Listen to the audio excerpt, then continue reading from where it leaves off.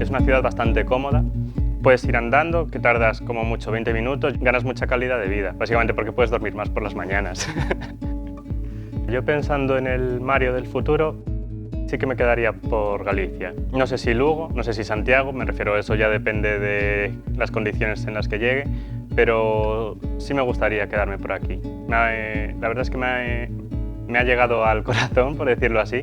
Sí sabía que había 2 idiomas, siempre lo acepté. Es algo que es de la zona y tienes que acostumbrarte.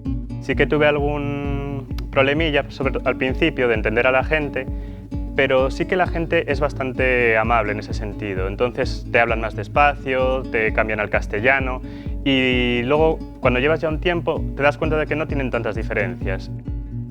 El oído se te hace súper rápido. Yo en una semana yo ya entendía el gallego. Incluso los apuntes que los tenía algunos en gallego, ya te vas sacando tus propias reglas y ahora en el mundo que tenemos, que con el móvil puedes mirar cualquier cosa, es interés. Si te quejas es porque eres un vago. Yo aconsejaría a alguien que viene por primera vez y que escucha el gallego por primera vez que hiciese una terapia de choque, me refiero.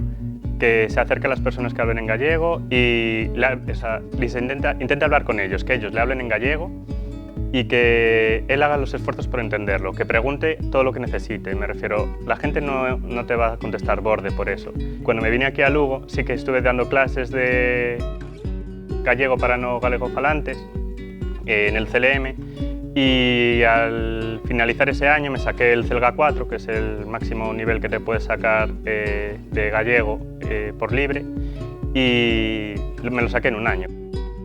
Yo cuando llegué aquí todos mis amigos eran sénecas, no eran gallegos. Yo solo aprendí gallego en la universidad, por los apuntes, por los profesores, bueno, y porque conocí a algunos chavales de fiesta que sí que eran gallegofalantes y se alegran de que incluso me sacara el CELGA 4 siendo de Madrid.